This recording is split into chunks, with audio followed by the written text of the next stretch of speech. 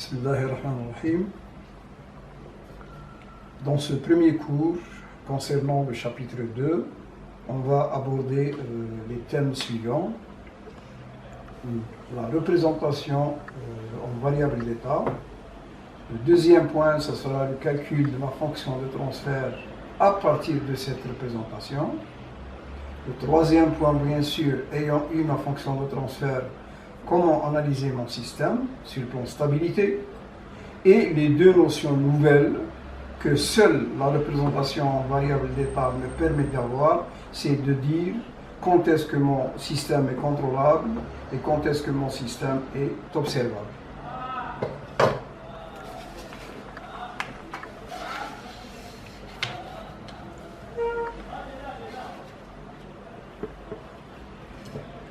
Donc, le schéma bloc de mon système en représentation variable d'état. J'ai mon excitation qui est mon entrée, j'ai ma sortie Y. Habituellement, on s'intéressait à la fonction de transfert, c'est-à-dire uniquement un rapport entre ma sortie et mon entrée, sans m'intéresser à ce qui se passe dans le système en lui-même. Ce que m'apporte de nouveau cette représentation, c'est qu'elle permet d'analyser le système, l'évolution dynamique à l'intérieur de mon système par l'introduction d'un vecteur très important, le vecteur d'état x. Ce vecteur d'état x, dans ses coordonnées, chaque coordonnée définit un certain paramètre du système. Par exemple, en mécanique, la première coordonnée désigne une position, la deuxième coordonnée désigne une vitesse, la troisième désigne par exemple une accélération, etc. Un système thermodynamique, ça sera par exemple la pression, la température, le volume, etc. Donc, voilà un petit peu le schéma bloc de mon système. C'est-à-dire, donc il reste A, G, B, A, C et D, ce sont des matrices. Alors, la matrice pour les systèmes, puisqu'on ne s'intéresse qu'au système monovariable, c'est-à-dire une seule entrée et une seule sortie. Donc j'ai ma matrice B qui est une matrice n lignes et une colonne. La matrice C est une matrice l'inverse, c'est une ligne et n colonnes. Une ligne et n colonnes. Quant à la matrice A qui est la plus importante, c'est une matrice carrée, n ligne, n colonne. Et D, fréquemment, est un scalaire. Pour les systèmes monovariables, c'est un simple scalaire réel. Mais dans le cas général, à 90% des cas, D est nul. C'est-à-dire qu'il n'y a pas de connexion directe entre mon entrée et ma sortie. C'est ça la matrice D. La matrice D n'existe que s'il y a une connexion directe entre mon excitation et ma sortie en bridgeant mon vecteur d'état x.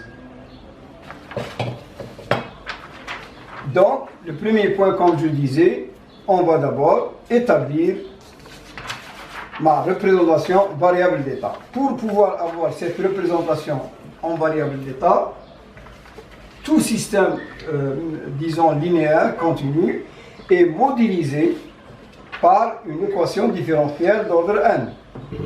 Le n, lui, il est la dérivation d'ordre n de ma sortie en fonction de l'excitation taille u. Donc, yn, c'est la dérivée nième de la sortie, u, c'est l'excitation d'entrée, et a, ai les différents coefficients, ce sont des valeurs réelles.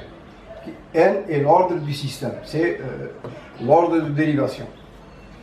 Donc, première étape, qu'est-ce que je fais pour créer ce vecteur d'état, puisque le problème le plus important, c'est de créer ce vecteur d'état. Les coordonnées de ce vecteur d'état, x1, je pose x1, la première coordonnée égale à y, x2 égale à y', x3, la dérivée deuxième, etc. Et la dernière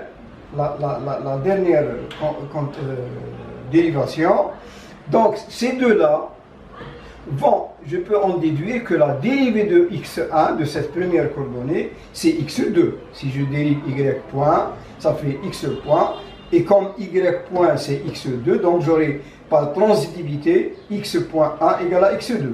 De même manière, ces deux-là vont me donner la dérivée de la deuxième coordonnée, etc., jusqu'à la dérivée de la coordonnée n-1, qui est x-1. Il reste la dernière, la dérivée première de ma dernière coordonnée, je la tire de mon équation. En remplaçant bien sûr chaque y par cette hypothèse, ces hypothèses de changement de variable, j'aurai donc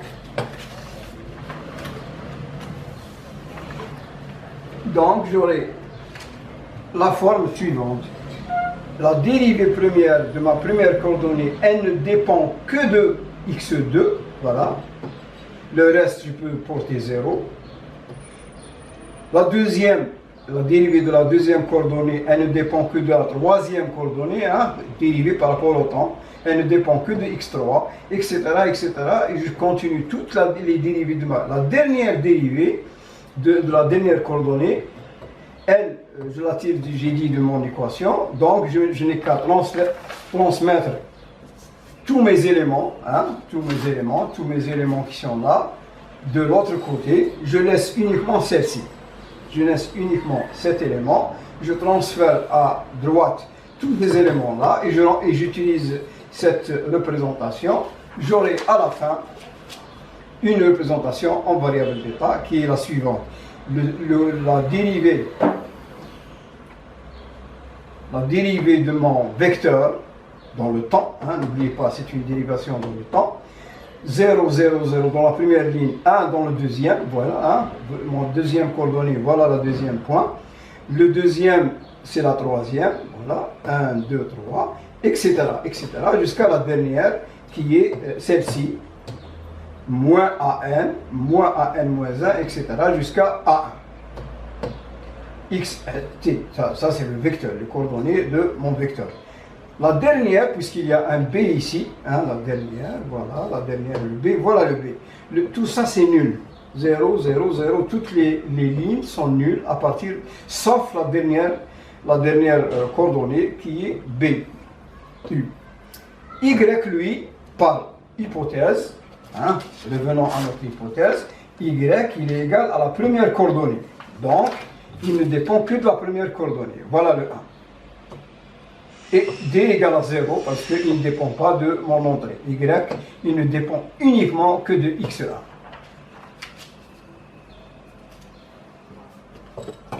Prenons un exemple.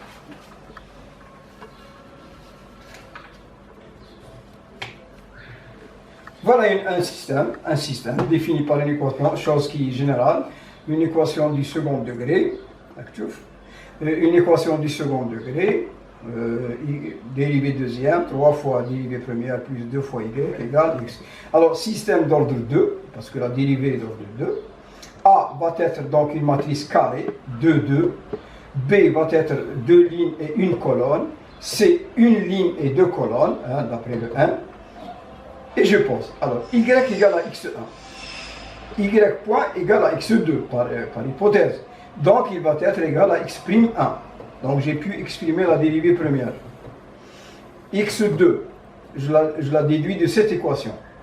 Je mets tous ces éléments-là à droite. Donc, ça fait moins 3 y point, moins 2 y, plus 4 fois u. Donc, revenons à mes hypothèses, les hypothèses que j'ai mis ici, j'aurai donc la forme de ma représentation en variable d'état. Voilà une représentation en variable d'état d'ordre 2, puisque la matrice est carré de 2. Alors, la plus importante, bien sûr, c'est surtout ma matrice A, qui, elle, définit la dynamique de mon système. On va le voir par la suite en étudiant la stabilité.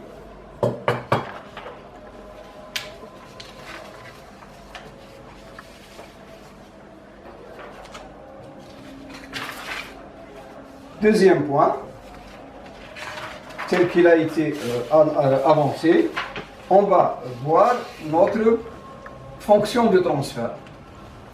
La fonction de transfert, qu'est-ce que je fais? Voilà ma représentation. C'est la variation de mon vecteur, la matrice AX plus B l'excitation U, Y égale à Cx de t. Ça, c'est dans le domaine du temps. J'utilise la transformée de Laplace, laquelle vous êtes habitué à le faire, avec les conditions initiales nulles.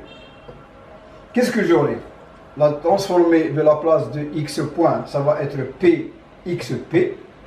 P, c'est le fameux fréquentiel, égale à A. Je la considère toujours comme dans les propriétés de la transformée de Laplace, x de P au lieu de x de t, plus b u de p, y de la même manière pour y de p est égal à c, x de p. Je translate cet élément-là à gauche, j'aurai donc p x de p moins a x de p, etc. Ça va me donner donc cette quantité, etc.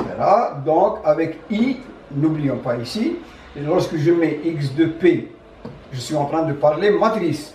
Donc, lorsque je mets x de p en facteur entre ces deux-là, le p ne va pas rester seul. Il va être multiplié par la matrice identité. Moins a.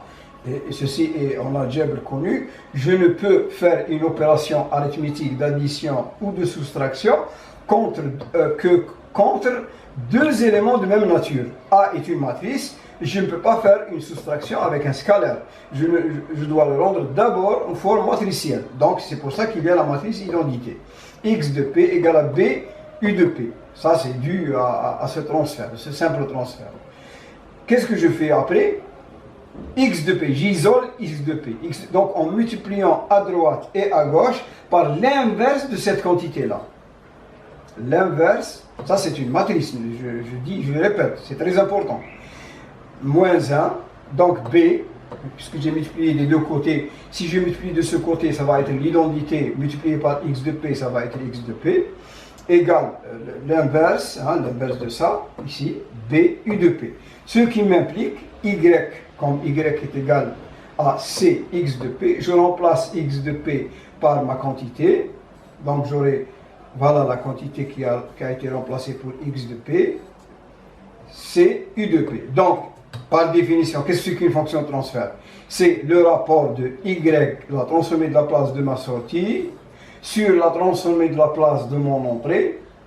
Donc, si je rends le u de p de l'autre côté, donc qu'est-ce que j'aurai? J'aurai ma fonction de transfert h de p est égale à la matrice C multipliée par l'inverse de la matrice pi moins a moins 1, l'inverse, ça c'est l'inverse de cette quantité, multiplié par b, et je suis arrivé à avoir ma fonction de transfert.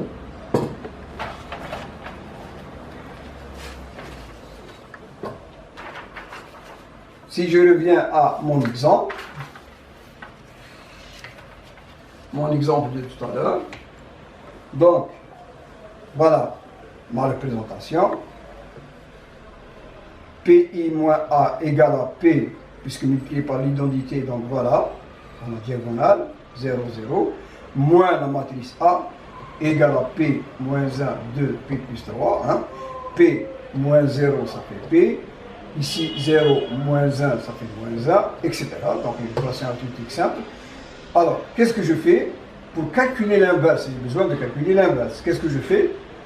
Je calcule d'abord le déterminant. Le déterminant de cette matrice, c'est le produit de ces deux-là, moins le produit de ces deux antidiagonaux. Donc ça va être d'abord le déterminant de P est égal à P, facteur de P plus 3, voilà, plus 2. Le 2 moins, ça va être plus, voilà, plus de 2. Tout ça, c'est le déterminant.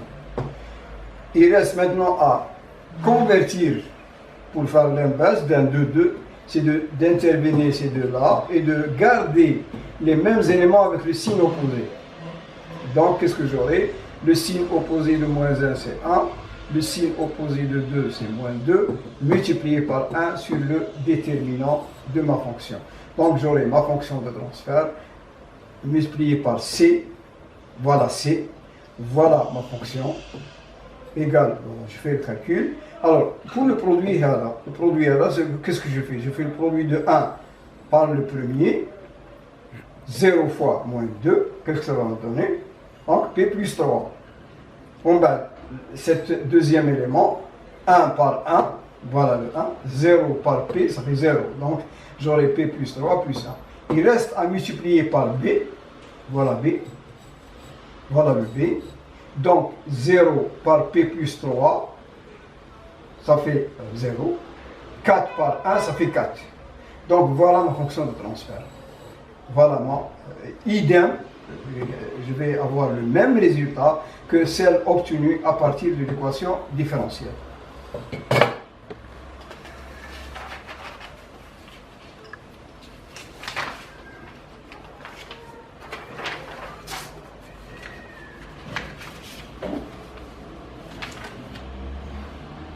Stabilité.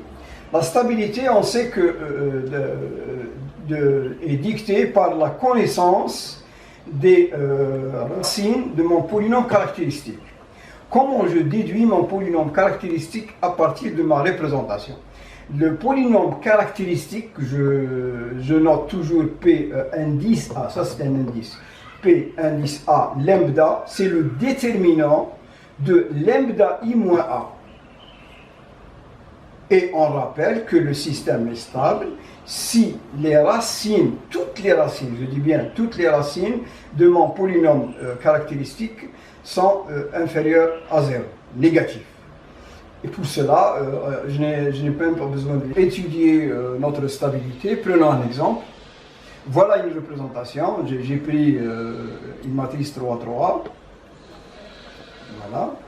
Donc, je calcule d'abord mon polynôme, j'ai dit caractéristique, lambda I moins A, ça me donne cette quantité-là. Je laisse le soin de vérifier vos calculs. Donc, ça me donne, voilà mon polynôme.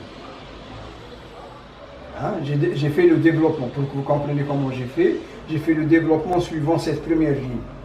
Lambda par son cofacteur, moins, puisque ça fait alterner, ça fait moins 1, voilà le moins 1. Le cofacteur de cet élément-là, ce sont deux éléments. J'ai fait le calcul et j'aurai ce polynôme. Ce polynôme, c'est lui le polynôme caractéristique. Alors, j'utilise le critère de Routh. Alors, P3, P2, P0. Alors, je vous rappelle que je distribue dans les deux premières lignes les coefficients de mon polynôme. 1, de façon alternée, 1, 6, 14, 6, 0. Je calcule cet élément-là qui est le produit de ces deux-là moins, c'est moins le déterminant des lignes d'avant. Donc, je vous demande de réviser votre critère de Routh. Donc, je fais le produit, moins celui-là divisé par cet élément-là. Je vous rappelle que cette première colonne, ça s'appelle les colonnes des pivots. Et je divise par 6. Donc, ça va me donner les éléments. Ici, 6 fois 14, ça fait 72. Donc, voilà le résultat. Ça fait, voilà les pivots. 1, 6, 13, 6. Ils sont tous positifs. Hein, ils sont tous positifs. Donc, aucun changement de signe. Donc, mon système est stable.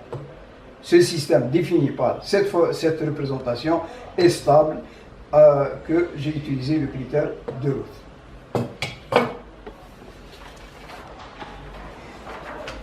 Donc je vais passer, voilà le premier point, donc j'ai terminé par le point de stabilité. Je vais passer au troisième point qui est la contrôlabilité.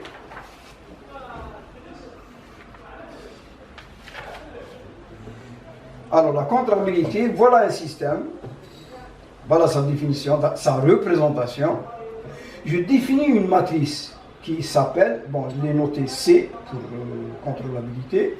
Elle est formée de n colonnes qui met la matrice A, identiquement à la matrice A.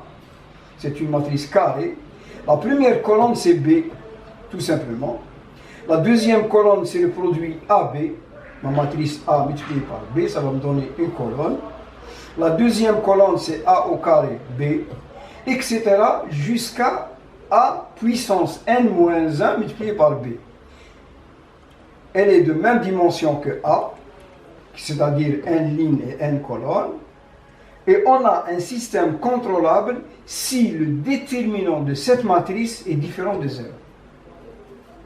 Je dis que mon système est contrôlable si le déterminant de C est différent de 0. Prenons un exemple. Comment on calcule cette matrice C? Revenons à cet exemple de tout à l'heure. Alors, n égale à 3. Donc, la matrice C, puisqu'elle va jusqu'à n-1, 3 moins 1, ça fait 2. Donc, j'aurai A au carré, elle va s'arrêter à A au carré. Donc, B, A, une colonne B, une colonne AB, une colonne A au carré B. Voilà A, voilà B. Le produit, voilà, je multiplie la première ligne par cette colonne et je fais la somme. 0 par 0, ça fait 0. 1 par 1, ça fait 1. 0 par 2, ça fait 0. Il me reste le 1. Ici, je fais la somme, ça fait 2. Ici, le deuxième élément. 0 par 0, 0. Ici, 0 par 1, ça fait 0. 1 par 2, ça fait 2. Ici, moins 6 par 0, ça fait 0. Moins 14 par 1, ça fait moins 14. Et moins 10 par 2, ça fait moins 20, ça fait moins 34. Ça, c'est AB. Pour calculer A au carré B, je remarque la chose suivante. Que A au carré B, je peux l'écrire A multiplié par AB. Donc, je n'ai qu'à prendre le calcul que j'ai fait avant et je n'ai multiplié A de gauche par A. Voilà. Voilà A. Ça c'est A multiplié par AB, ça me donne A au carré B. A par A, ça fait A au carré. Et le B, il va rester le B.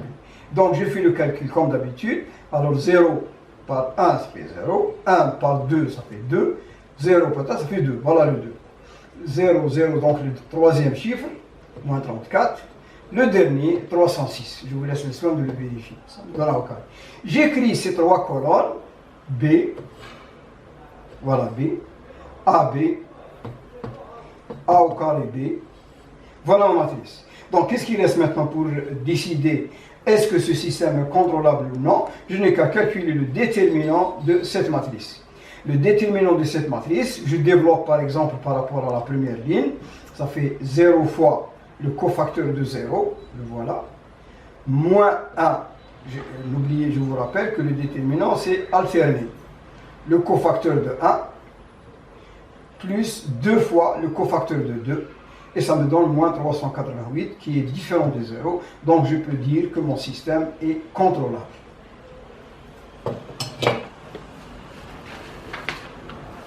La deuxième notion qu'on va voir, c'est celle de l'observabilité. L'observabilité, c'est un petit peu la même politique. C'est de calculer une matrice O, appelée matrice d'observabilité, et les calculer ligne par ligne. Tout à l'heure, la contrôlabilité, on l'a calculée colonne par colonne. Maintenant, pour la matrice C, on va la calculer ligne par ligne. Alors, la première ligne, c'est C. La deuxième, c'est CA. La troisième, c'est CA au carré, etc. jusqu'à CAN-1. Donc, je fais mon calcul. Voilà ma matrice C. CA au carré. Le produit, voilà le produit. Donc, voilà. Voilà, CA, le produit de CA, le résultat, CA au carré, ça me donne le déterminant est égal à 1. Le produit de C aux trois éléments. Puisque je développe suivant cette première ligne. C'est la matrice identité, de toute façon. On remarque de ce cas particulier, c'est la matrice identité, le déterminant est égal à 1, c'est différent de 0, donc mon système est observable. Donc mon système est observable et contrôlable et stable. Et je termine par un résumé, la dernière fiche. Alors le résumé, voilà ma représentation. La fonction de transfert c'est C. PI-A-1 par B. Mon polynôme caractéristique, c'est le déterminant de PI-A. La contrôlabilité, c'est C égale à B, AB, A, N-1, la puissance, ça c'est une puissance B. Et la matrice d'observabilité, c'est C, CA, etc. jusqu'à CA-1. Voilà, merci de votre attention et je vous remercie et au prochain cours, Inch'Allah.